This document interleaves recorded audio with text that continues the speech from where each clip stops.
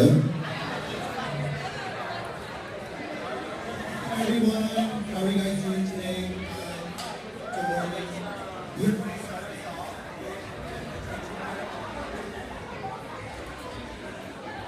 Can you guys hear me now? Hi, good morning, thank you. If you can hear my voice, give me a thumbs up. Nice. We're going to start us off with an attention getter. We'll demo the first round for you, and then second round is all yours. This is how this is going to go. Yo, yo, yo. Yo, what's up? All right, round two. Yo, yo, yo. Thank you. Good morning, and welcome to Beacon Way Day 2019.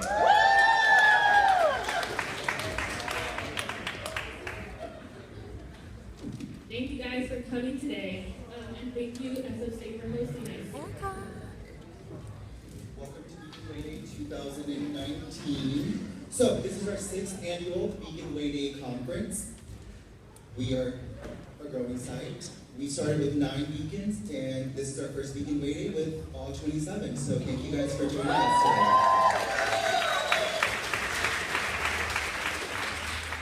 For those of you who do not know, this is a citywide beacon event held for all San Francisco beacon sites, and like I just mentioned, this is the first with all 27 beacons. This was all planned and implemented by our Beacon Bridge Committee. Each year the committee meets and we put on 2 peer networking events and 1 professional development event with the purpose of creating a strong peer networking system amongst the 27 beacons. This year for Way Day, our theme is a seat at the table, bring a piece of you, and hopefully you'll leave with something new. At the start of the school year, we all sat down collectively to brainstorm themes and takeaways for the conference. And as we started brainstorming, we realized the importance of diversity and inclusion and how we wanted to celebrate that amongst all 27 sites. Each site plays a vital role in this organization, and each team, staff member plays a vital role in this organization, so we thank you guys for that. What a better way to showcase all of our diversity than this very day.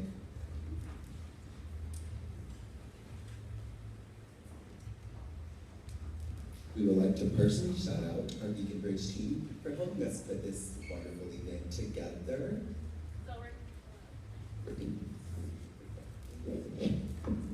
Okay, so we're gonna get started. Karina from Bryant Elementary School. Alyssa from Harvard Elementary School. Adriana from El Dorado Elementary School. Kylie, Marina Middle School. Pavia from This Valley Middle School. Erica from Willie Brown Middle School. Antoine from Bessie Carmichael School.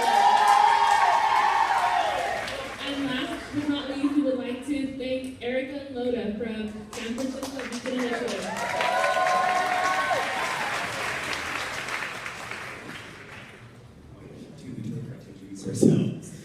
Hi, I'm Hakeem. I'm the Excel Coordinator at John Muir Community School, Beacon. Good morning, everyone. I'm Maria. I work with Cesar Chavez Elementary Community School with Jamestown. So, as we just mentioned, our theme this year is a seat at the table, bring something with you and leave with something new. And all of our workshops today are meant to build on your skills and to share the strengths that you all have and go ahead and grow from the strengths of our fellow community members. So that said, we are going to go ahead and share a quick story about ourselves. And I will get started. So as a child, the expectations for my family was hopefully to one day become a doctor, a nurse, or, an attorney, who knows what else. And I'm sure many of you can relate. Our parents have very high expectations.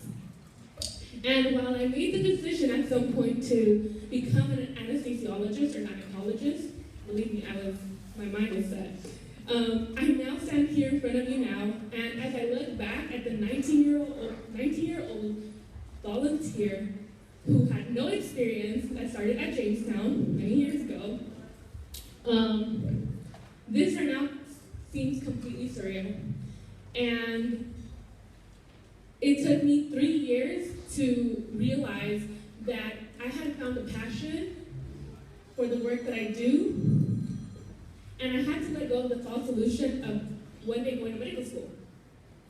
And when I first began, I was told that I was going to be thrown with the sharks, and I would either sink or swim. And the challenge definitely stood out.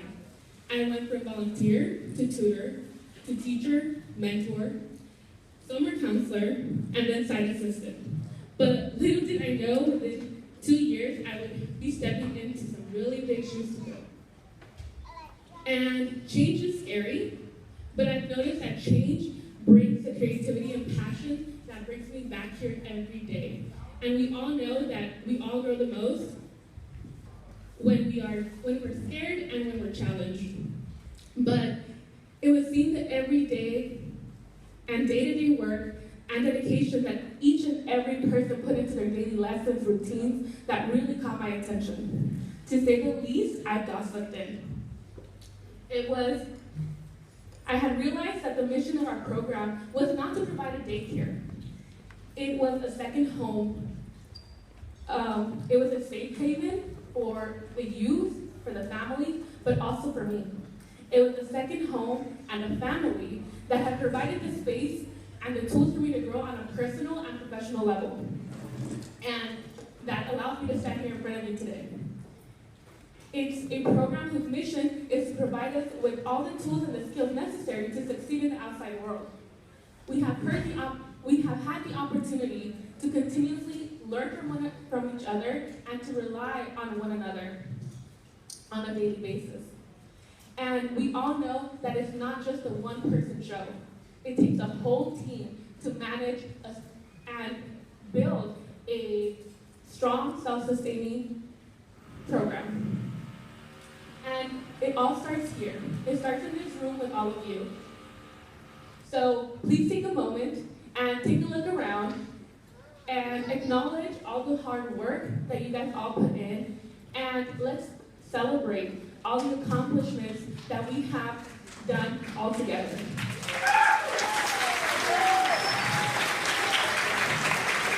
And as we continue today, I invite all of you to come in with an open heart and mind and share with everyone all your strengths and all your experiences, but also learn from each other, because all the knowledge lies right here within all of us. And it's a pleasure to have a seat at this table and be part of such an amazing and wonderful team. Thank you. Thank you again for sharing your inspiring story. Let's give her one big round of applause.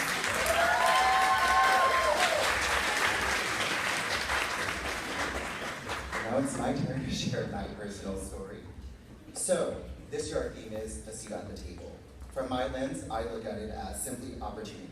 An opportunity for you to carve out a nook in this world, for you to shine and do the work you were called to do. For me, there wasn't always a seat at the table. And at least in my experience, no one was just willing to hand me opportunities.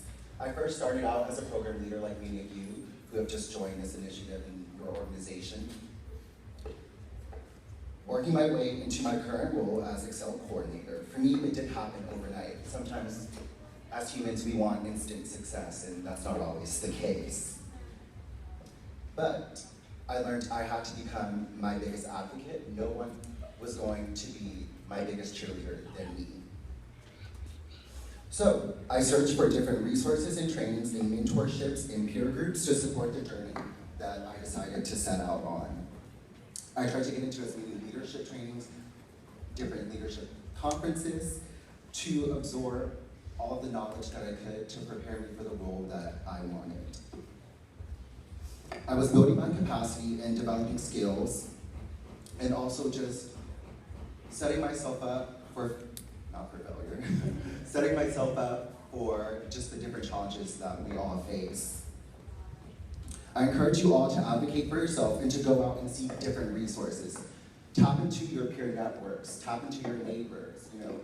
You guys are your biggest advocates. Don't wait for someone to just hand you an opportunity. Sometimes we have to go out and carve our own path, carve our own opportunities out. Just don't expect a handout always. If you're not hungry for it, don't expect to get passed a plate. You know, be hungry for what you want. Show people you're hungry for it. Actions speak louder than words, so work hard and show people what you want. Go after what you want. Because let's face it, sometimes you have to come to the table with your own chair. Thank you.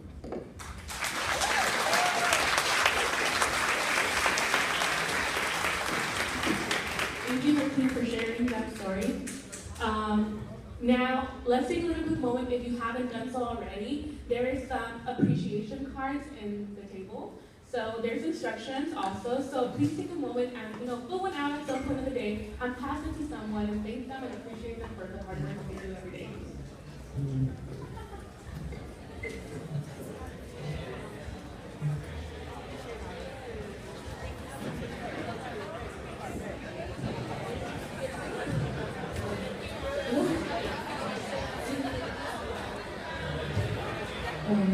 Okay.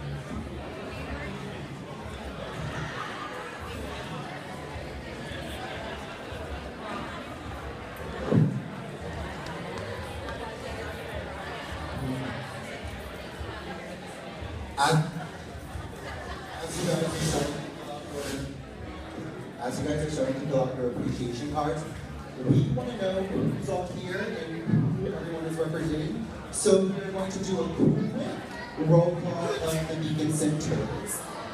So when you hear your site, give us a shout. Brett Hart. Brian.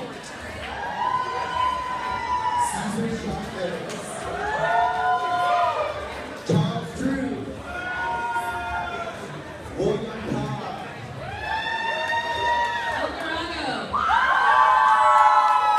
Washington Carver. John Muir. That's my side. Leonard Flynn. Malcolm X Academy. Sam Jones. Leslie Carmichael. Buenavista Horseman. Paul Beer. AP Giannini. Lefko.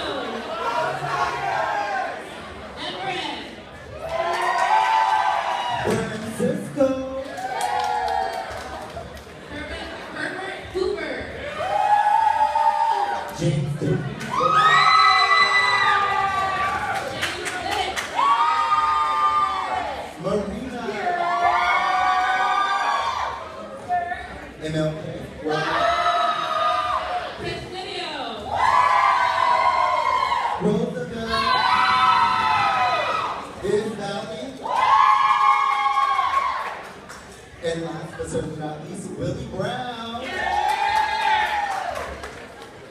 Thank you guys all for being here today. So we are going to move on to a quick little activity. The slides should be coming up. There we go. So you guys all got a name tag, and it's all a different color. So please, we're going to give you guys 2 minutes to find someone you do not know, Someone you do not and that know. you do not work with the same color name tag. And please go ahead and answer the following questions. What are your most notable professional skills? Let's get up and find someone that you do not know, that you do not work with, and have the same color name tag.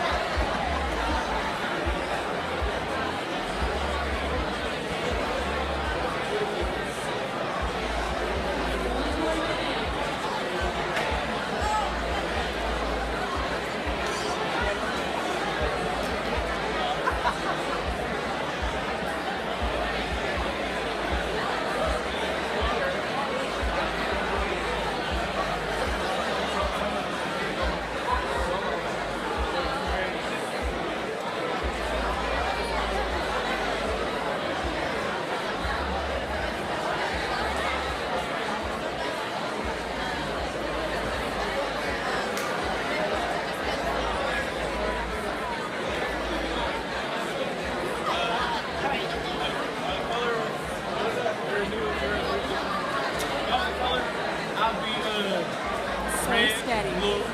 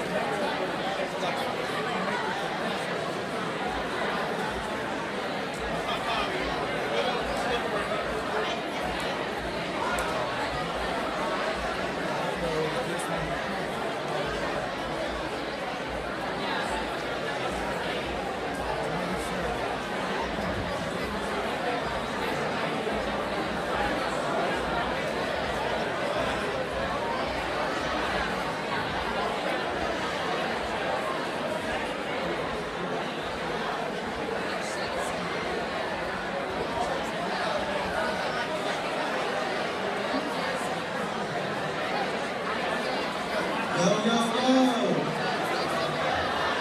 That was loud. Yo, yo, yo! Okay, one would be a room full of youth development people. I know we do particulars all the time. I know y'all are gonna tell me y'all can do better, right? We can do better. Yo, yo, yo! I'll take that. Does anyone want to share out with your partner and answer a question really quickly? Anyone? Any takers? Just feel free to yell it out. You know you make me want to show. All right, my partner was Erica. And One last. oh, okay. Hello. All right.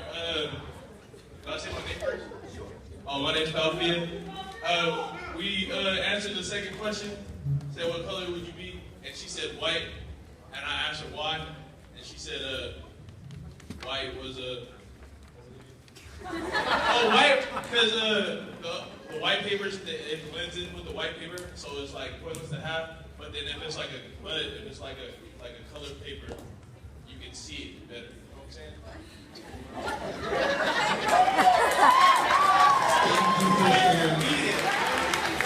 Can I just say that I've known Alfia since he was a 6th grader, and I did not say that, Fia.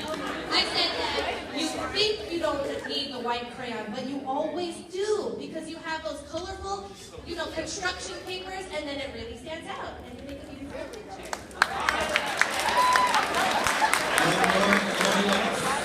Anybody else going once? Going twice?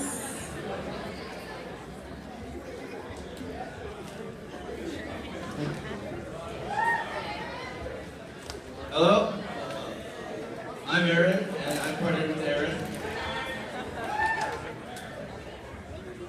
And what he brings to the table is questions, because he wants to ask a lot of questions and get them answered.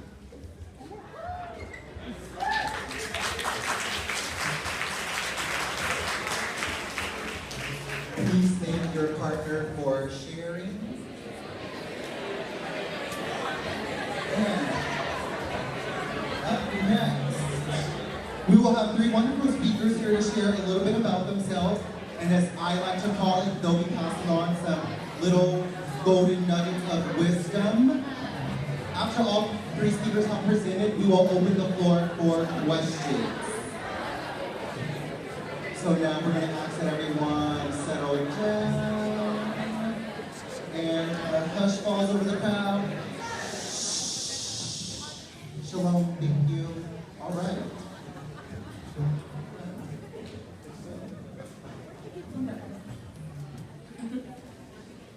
So we are going to go ahead, like Hakeem just mentioned, we're going to go ahead and do our speakers. And I have the honor to introduce our first speaker, Dr. Carol Hill.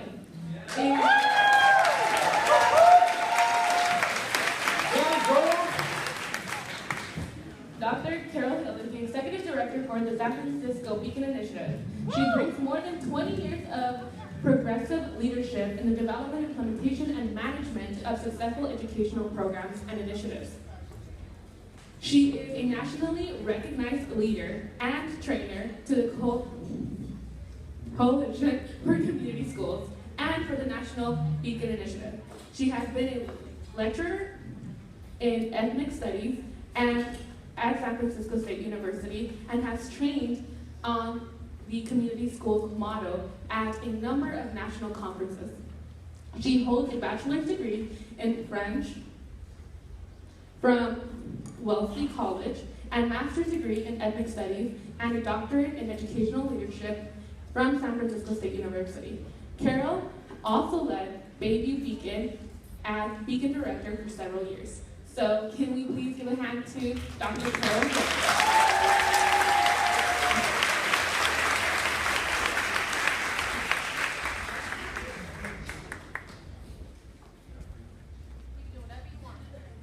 I'm so confused right now. All right, so make sure you tell me if I sit there, so I have to move. Okay, I'm moving their papers, but I'm not shuffling anything. Good morning. Morning.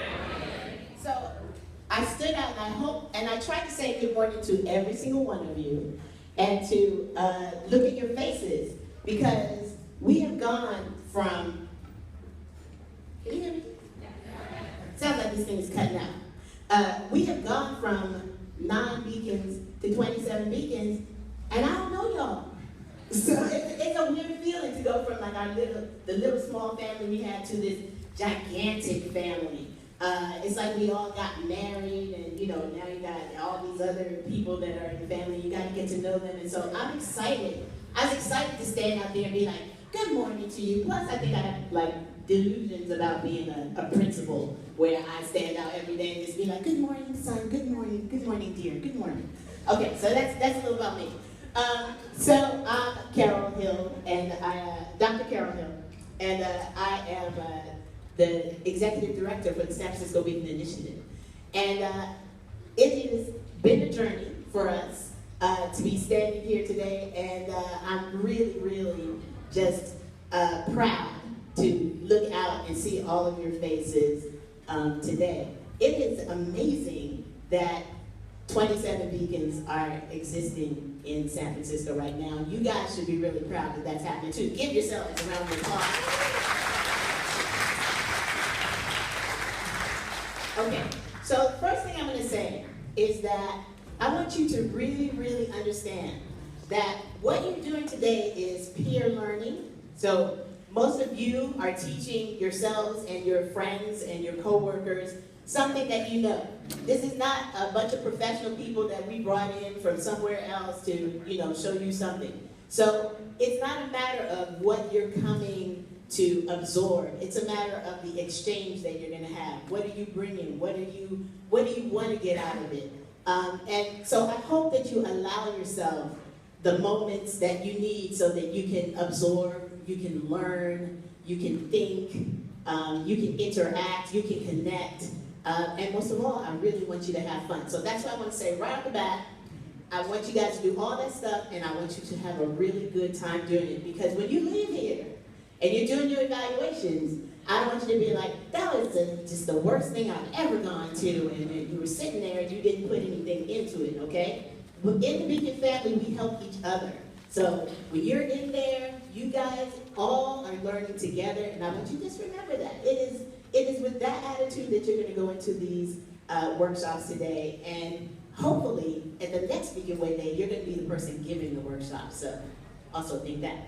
Okay, so I got to tell you guys that I was trying to think about what I was going to say for like 2 days, which I don't normally do. Like I normally I wake up in the morning and be like, okay, that's what I'm going to say, and then I normally come and deliver it. But for some reason, I thought to do like a couple days and think about it, because a seat at the table is kind of a big topic. So I'm thinking, nothing's coming to me, and I'm thinking, and then I start thinking, daggone it, Beacon Bridge, that's a dumb topic. Why couldn't you give me one, like, what did I know? Like Martin Luther King or, something like that. I know. That's a tough topic to try to give to a bunch of people at a bunch of different levels. And then I thought, the cool thing, and then I got myself together. Don't worry, Beacon Bridge. I got myself together. I mainly was blaming Erica and Love. So, I thought that at 12:30 last night, I thought to text texting, instead of texting where I thought I texted something else, but I was like, God damn it, I don't know what I'm saying. Oh, I'm sorry, you guys. Anyway, so what came to me was, okay, so what kind of table are we talking about here? Like, I see that, what table are we talking about? Are we talking about, you know, the kiddie table? Are we talking about, you know, the periodic table? How about, thank you, Sally. How about the table of contents? That's a tough audience. Whatever. Anyways, so I thought it's kind of weird to think about because I'm at a lot of tables nowadays. As they said, I was a Beacon director. I started off as a program manager and I was Beacon director, and now I'm the executive director of this organization that helps you, that supports you guys. So I'm at a lot of tables. I'm at the tables with the city folks. I'm at the tables with the San Francisco Unified. I'm at a lot of different tables around the city, let alone with you and your bosses and everybody else. So that's the kind of table I want to tell you about having a seat at. And I thought, you know, maybe. And if you want to ask me about that, ask me later. Here's the table I want to tell you about. So when I was a kid, I was a kid at some point. And I was a middle child. I have an older sister and a younger brother. And I grew up in Washington, D.C., you know, black people, black parents, black city, went back then. So with all that you might think that comes with that. So sometimes when my brother and sister and I would have a problem, we'd be like, okay, we're gonna go and we're gonna talk to my parents. And I would be like, okay, we're gonna go talk to my parents. We have this issue, we're gonna go discuss it. I go downstairs, my dad was this big, you know, tall guy, you know, with a really deep voice, and we were all just terrified. But I would be like, okay, we're gonna go down, we're gonna go talk to him, and he'd be like, yeah. So then I'd get down there, and I'd be like, okay, so this is what we want, you know, different bedtime, here are the reasons why, and yeah. And then my father would look at me, and he would, you know, listen, whatever. And I would feel really, really proud that I was down there and talking to him like that. And then he would be like, no. So that's not a happy ending story, but I tell you, there is something that you can get out of it. What I learned about that is that a seat at the table, for me, is not an actual table. It's any time that you have an opportunity to use your voice in a situation with people of influence to advocate for the people that you care about. It's any time. Even though that wasn't a table, we never were sitting at a table, he was always doing something and looking the other way while I was pleading my case. I learned to stand there and plead my case anyway. And that is the table I want you guys to think about. You are always at a table as Beacon people. You are always in the position to be talking to somebody. If it's not the SSC, if it's not the Parent Engagement PLC, if it's not whatever it is you walking through the hall, seeing your principal, and stopping and saying, hey, I have this person said that, blah, blah, blah. You don't have to be on the admin committee to be at the table. You don't have to be on the school department heads to be at the table. You have to be in front of somebody who has power so that you can advocate for the people that you think need to have something done from this person or from these people. So you're always at the table. You don't have to worry about whether or not it is an actual meeting. Anytime you're talking to somebody, you're in a meeting. Does that make sense? So I want you to understand that your personal table is whatever you make it. Anytime you are raising your voice so that you are talking to people about things and people that you care about, especially who don't have the opportunity to be in front of that person, you are at the table. And then once you are at the table, it's important to use your voice. Because there's many times, you guys know this, there's many times when you're sitting at the table and you're just sitting at the table. So people have seats at the table. It don't mean they are doing a thing, right?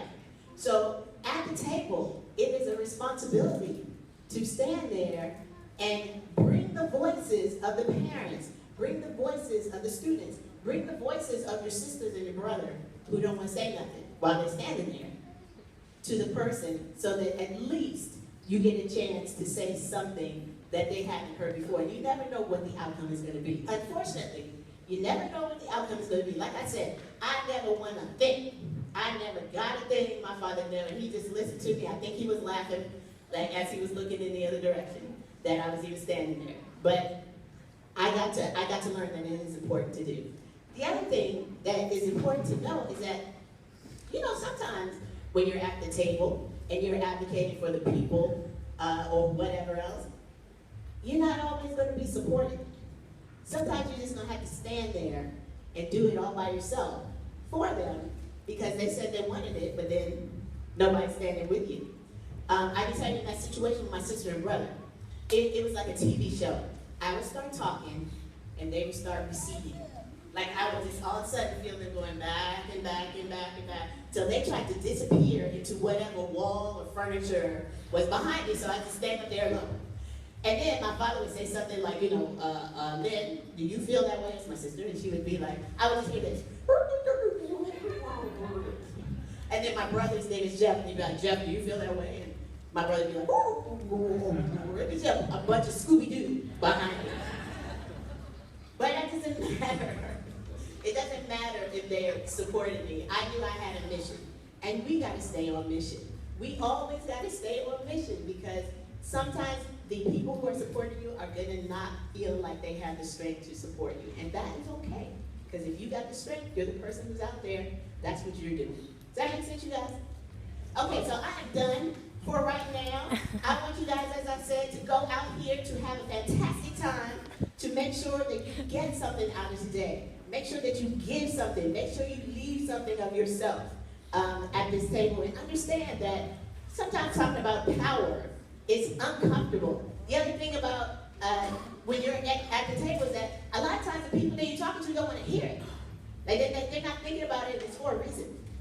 You still got to say it, and that's okay. That's okay with us. That's why we have these things to give you strength to do it. Okay? All right. So thank you so much. Thank you for listening. I'm passing it over to the next person.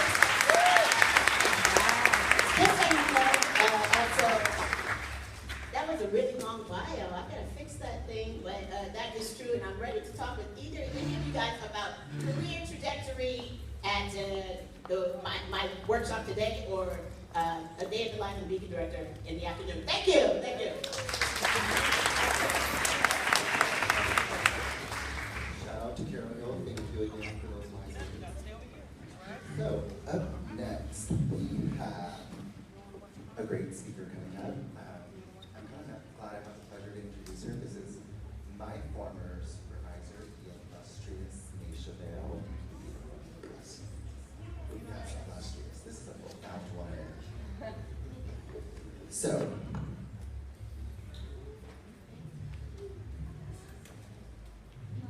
sorry, May. Misha Bell has been a cause-driven leader with the YMCA of San Francisco since 2016. Her passion and platform is to sustain equitable education systems for underserved youth and to bridge the opportunity gap that exists in her community. For Misha, the Y in the San Francisco Beacon Initiative has been a catalyst to foster the courage and conviction necessary to uplift authenticity and challenge historical habits that tend to lead selective equality and justice. Misha was also the Beacon Director of both John Muir Elementary School and Willie Brown Jr. Middle School. So without further ado, the illustrious Misha Bale.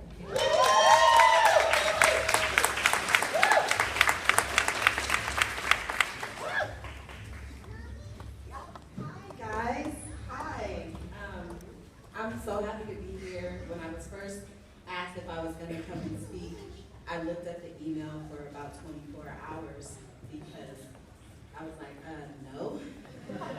I have nothing to say that is of value.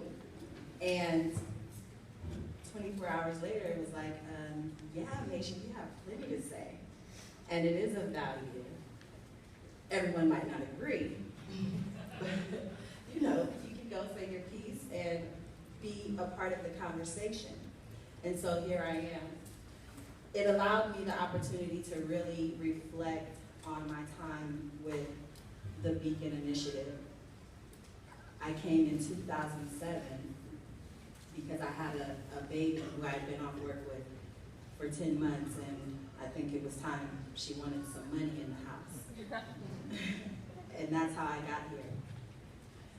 What I learned over that time, what I gained, was my life. Yeah, my baby got a little bit of change for some toys and diapers and food and things like that, but I gained people who I call family.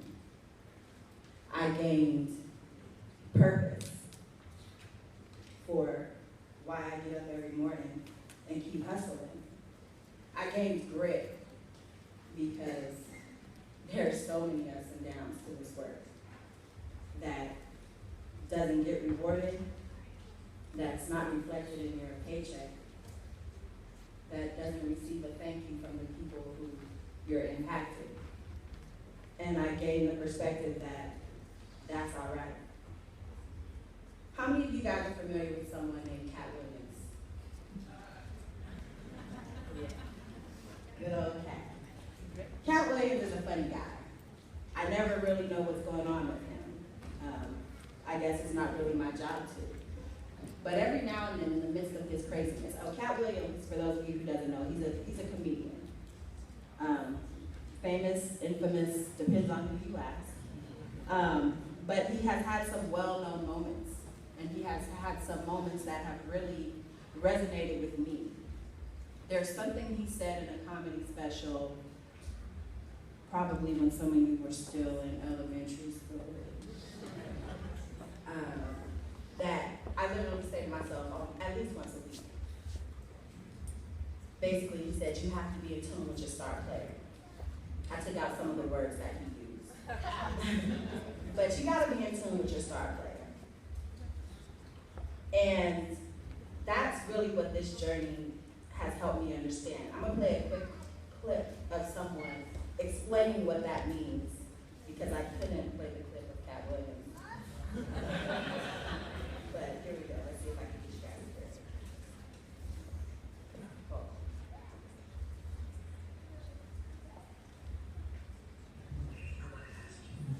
In the words of Cat Williams, are you in tune with your star player? And what I mean by that is, are you very clear about who you are based upon your value system at a heart level? Who are you? What do you stand for? As I say, if you don't stand for something, you'll fall for anything. And that's the biggest challenge I see in our industry, is people aren't very clear about their values. Remember I said I started because my